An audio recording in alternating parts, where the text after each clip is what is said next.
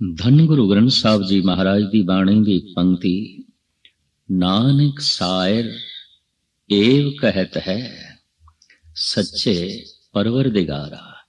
हे परवरदिगार, ये जो कुछ कह रहे है एक शायर कह रहे है, एक कवि कह रहे है। हैरान हो जाती है आम लोकाई। संत जनां दा सारा संदेश उपदेश कविता दे च है, शायरी दे च है, पोइट्री दे च है। ये संत चाहे चौक दे च बैठ के जुतियां गंढण वाला क्यों ना होवे, पर जद प्रभु दी गल ओ करदा है, कविता दे च करदा है, गीत दे च करदा है, संगीत दे च करदा है। चाहे खड्डी ते बैठ के कपड़े बुनन वाला होवे, चाहे मांस बेचण वाला सदना कसाई होवे, या सैन नाई होवे, या होर थोड़ी दूर दी छाल मारीए कुरुक्षेत्र दा मैदान होवे, आमने सामने फौजां टकराव लई तैयार होवन। वक्त दी एक अजीम शख्सियत दे कंठ चों बोल निकलन जिन्हां बोलां दा नां ही गीता, गीत, महागीता, गीत।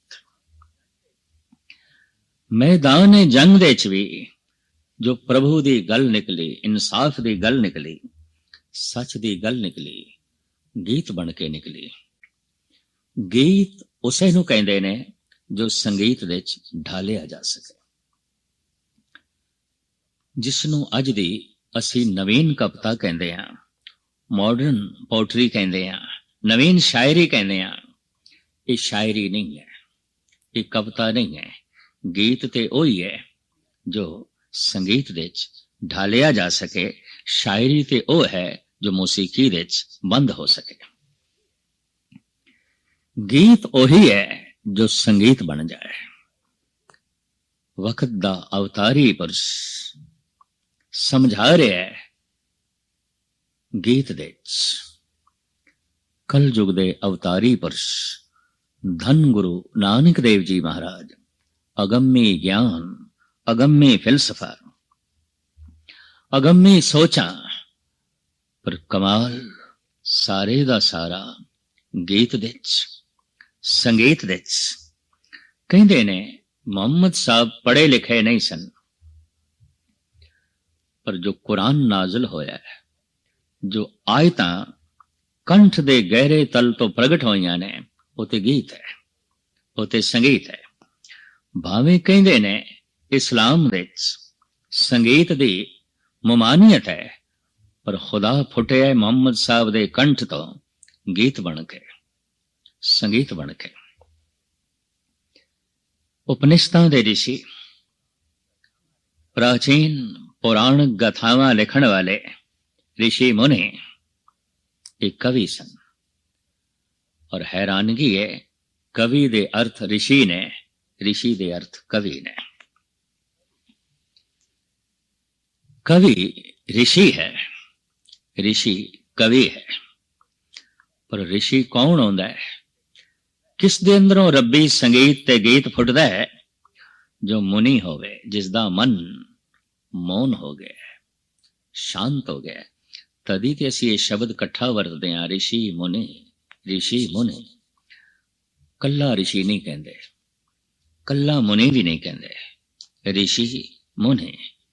जो मौन हो गया है और जिस दे अंदरों परमात्मा बोल रहे है, ओ ऋषि मुनि है। वो मन दे तल ते मौन हो गया है और रचना दे तल ते ऋषि हो गया, कवि हो गया। धर्म दी सारी साधना मन नू मौन करने वास्ते है, ताकि परमात्मा बोल सके। वैसे तो वो बोल ही रहा है, पर मन ने इतना शोर मचाया है, मन दे शोर दे प्रभु दा कोमल गीतमई संगीतमई बोल दब के रह जाता है। इसे वास्ते ते कहंदे ने मन ही पढ़दा है और कोई पढ़दा नहीं। मन ही बाधा है और कोई बाधा नहीं, मन ही दीवार है और कोई दीवार नहीं, मन ही रुकावट है और कोई रुकावट नहीं, मन ही शैतान है और कोई शैतान नहीं। तो जे मन शैतान है तो मन ही भगवान है, बाधक साधक हो सकता है।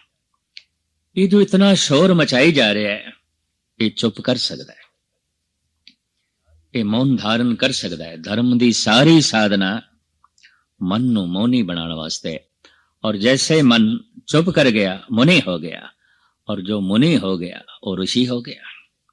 वो कंठ दे तल ते जो कुछ बोलेगा, जो कुछ प्रगट करेगा वो तो ऋषि है। ऋषि दे अर्थ कवि, कवि दे अर्थ ऋषि।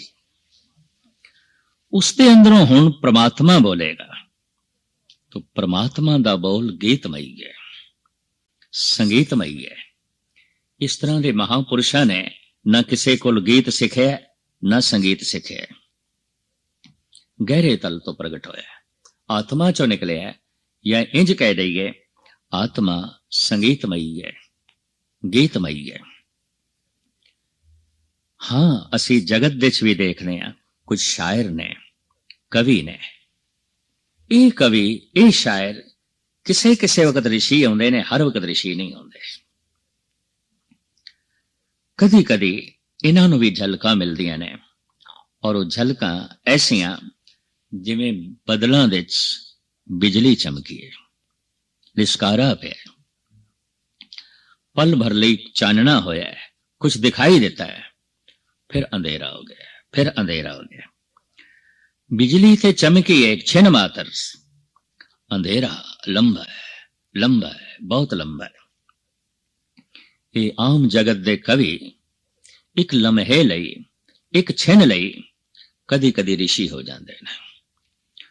बहुत गहरियां गल्लां, बहुत डूंगियां गल्लां और बुलंद पाया गल्लां उन्हां दे कंठ तो बाहर प्रगट होंदियां ने।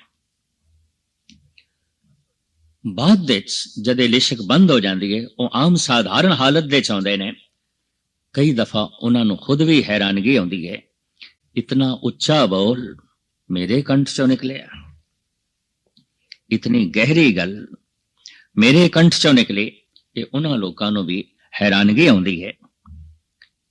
एक इतिहासक घटना, एक विद्यार्थी राविंद्रनाथ टैगोर दा वक्त दा एक संत कवि ऋषि,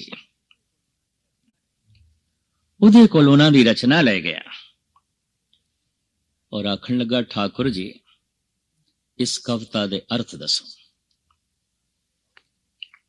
राविंद्रनाथ टैगोर कहते ने, मैनू अर्थ नहीं आउंदे, मैनू अर्थां दा पता नहीं।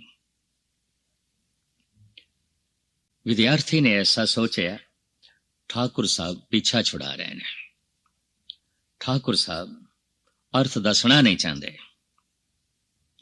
हाथ जोड़ के उसने बेनती की थी, कविता आप जी दी है, ये किस तरह हो सकता है कि आपनों अर्थ नहीं आउंदे।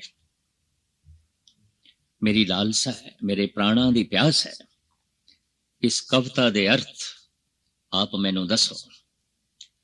फिर ठाकुर ने कहा, नहीं आउंदे मैनू अर्थ। फिर हाथ जोड़ के विद्यार्थी बेनती करता है, ये किस तरह हो सकता है, कविता थोड़ी ते अर्थ थानू नहीं आउंदे। तो रविंद्रनाथ कहने लगे, गल सुन, जद एक कविता आई सी और जिथों आई सी उस वक्त मैं अर्थ इस दे जानदा सी। वक्फा बहुत हो गया है, मैं भुल गया, हुण ते जिथों आई सी वही अर्थ जानदा है। जे तेरी उस नाल कोई पहुंच ते संबंध है तो अर्थ उस तो पुछ ले, मैनू भी नहीं आउंदे। इस कविता दे अर्थ मैनू भी नहीं आउंदे। राविंद्रनाथ भी किसे किसे क्षण ऋषि हो जाते सन, लेकिन आम हालत विच वो कवि, कवि असी उसनों कहते हैं जो किसे किसे वक्त ऋषि हो सकता है। एक पल दे, एक छिन दे झलक मिल गई, जिमें बदलां विच बिजली जो है लिशकी।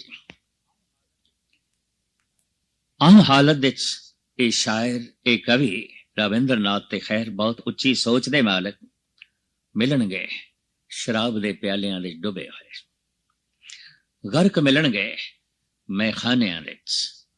ਇਤਨੀ ਬੁਲੰਦ ਗੱਲ ਆਖਣ ਵਾਲੇ, ਇਤਨੀ ਉੱਚੀ ਗੱਲ ਆਖਣ ਵਾਲੇ, ਇਤਨੀ ਡੂੰਗੀ ਗੱਲ ਆਖਣ ਵਾਲੇ ਇਤਨੀ ਨੀਵੀਂ ਥਾਂ ਤੇ, ਇਤਨੀ ਪਸਤੀ ਵਿੱਚ ਉਚਾਈਆਂ ਨੂੰ ਕਿਸੇ ਕਿਸੇ ਵਕਤ ਛੂੰਦੇ ਨੇ ਜਦ ਉਹਨਾਂ ਦਾ ਮਨ ਚੁੱਪ ਕਰ ਜਾਂਦਾ ਹੈ।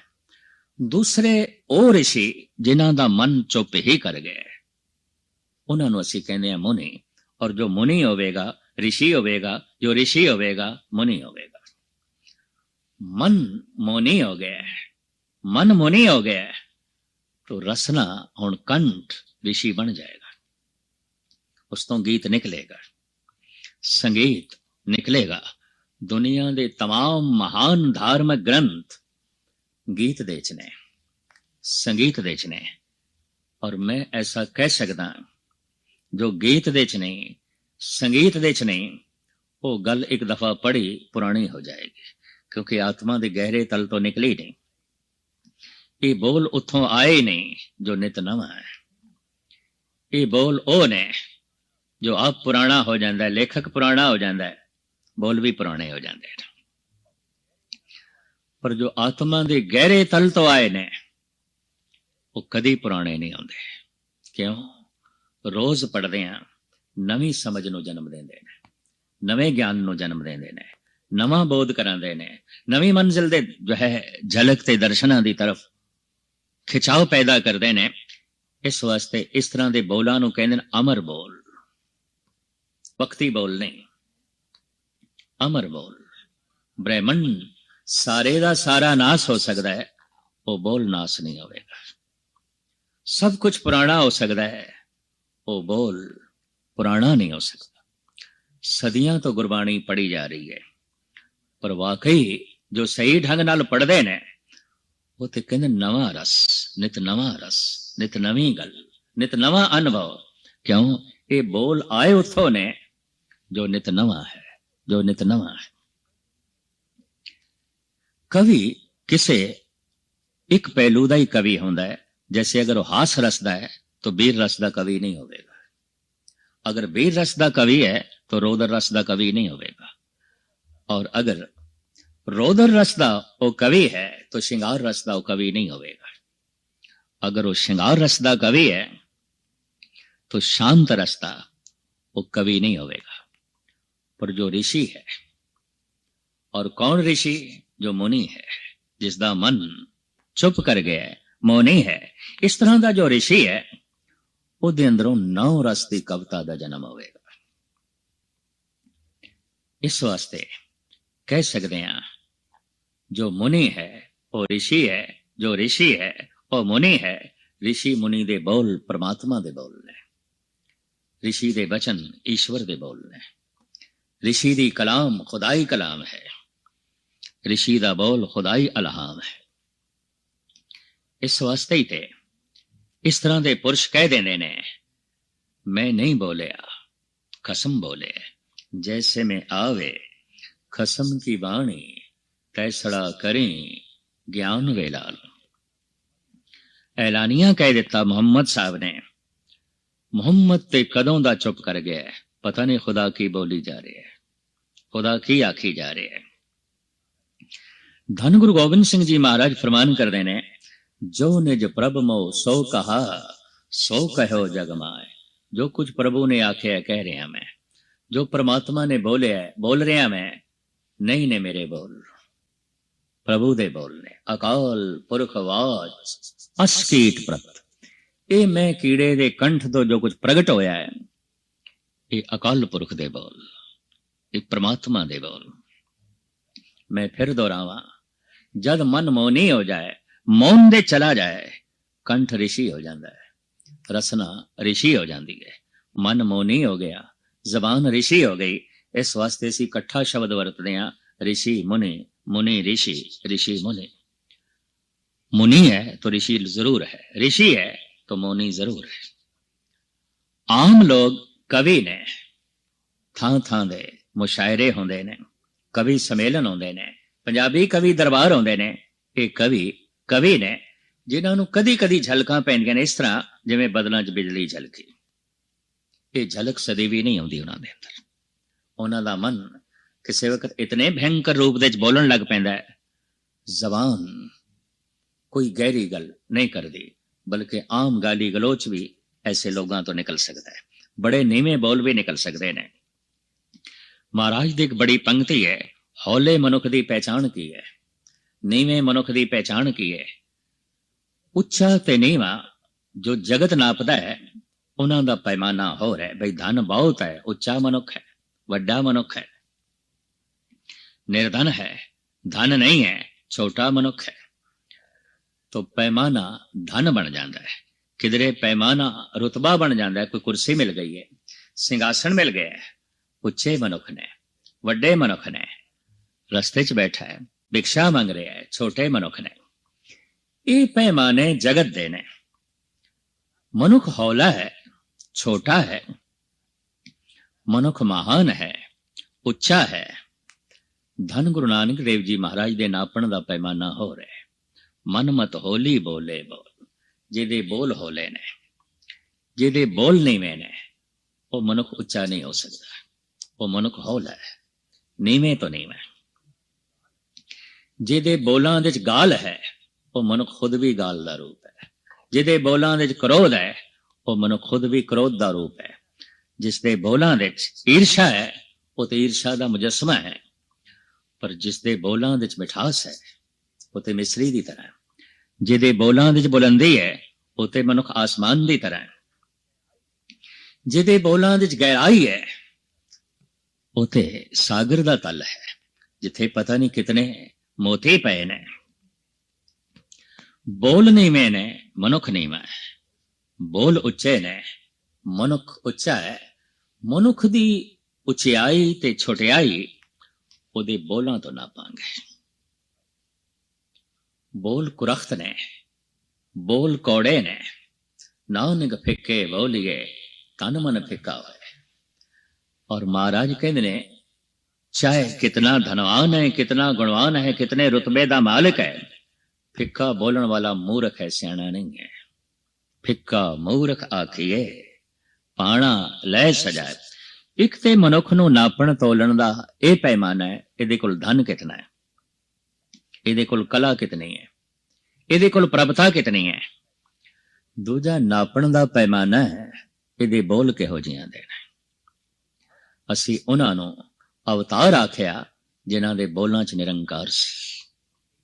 ਅਸੀਂ ਉਹਨਾਂ ਨੂੰ ਗੁਰੂ ਪੀਰ ਪੈਗੰਬਰ ਆਖਿਆ ਜਿਨ੍ਹਾਂ ਦੇ ਬੋਲਾਂ ਦੇ 'ਚ ਖੁਦਾ ਸੀ, ਜਿਨ੍ਹਾਂ ਦੇ ਬੋਲਾਂ ਦੇ 'ਚ ਈਸ਼ਵਰ ਸੀ, चानना ही चानना सी।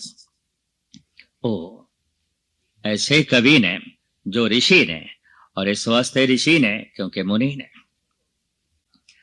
धन गुरु गोबिंद सिंह जी महाराज ते अपनी बेशतर रचनावां दे उपर लिखदे ने, कवियो बाज बेनती चौपई।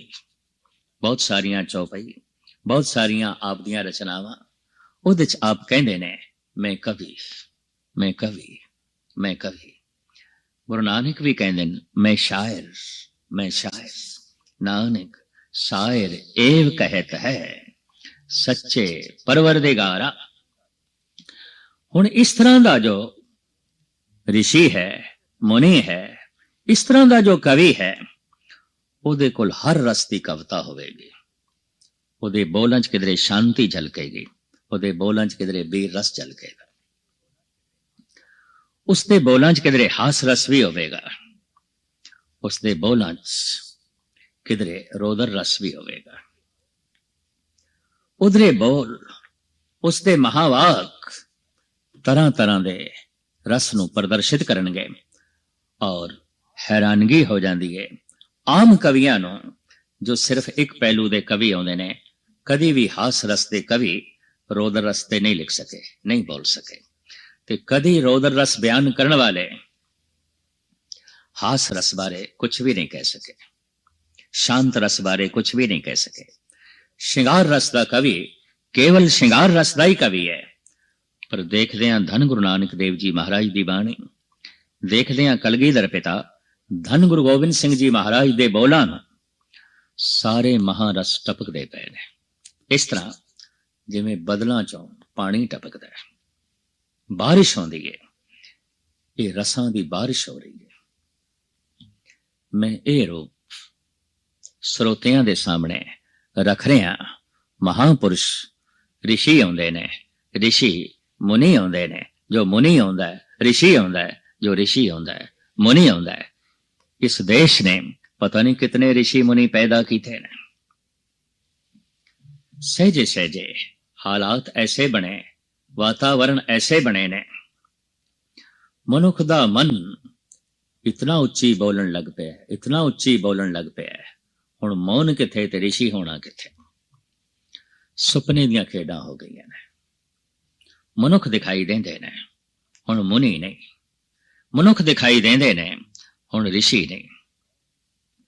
ਨਹੀਂ ਤੇ ਇੱਕ ਦੌਰ ਸਾਡੇ ਦੇਸ਼ ਦੇ ਚੋਂ ਐਸਾ ਲੰਘਿਆ ਹੈ, ਰਿਸ਼ੀ ਮੁਨੀ ਹਰ ਘਰ ਵਿੱਚ ਮਿਲ ਜਾਂਦੇ ਸਨ, ਹਰ ਸ਼ਹਿਰ ਵਿੱਚ ਮਿਲ ਜਾਂਦੇ ਸਨ, ਗਲੀ ਗਲੀ ਮਿਲ ਜਾਂਦੇ ਸਨ। ਰਿਸ਼ੀ ਮੁਨੀ, ਰਿਸ਼ੀ ਮੁਨੀ, ਜਿਨ੍ਹਾਂ ਦੇ ਬੋਲ ਕੋਈ ਸੁਣੇ ਤੇ ਦਿਲ ਦਿਮਾਗ ਦੇ ਅੰਦਰ ਝਰਨਾਟ ਵੱਜ ਜਾਏ, ਉਹਦੀ ਚੇਤਨਾ ਪਰਮ ਚੇਤਨਾ ਨਾਲ ਜੁੜ ਜਾਏ ਔਰ ਆਨੰਦ ਦੀ ਉਸ ਦੇ ਉੱਤੇ ਬਾਰਿਸ਼ ਹੋ ਜਾਏ।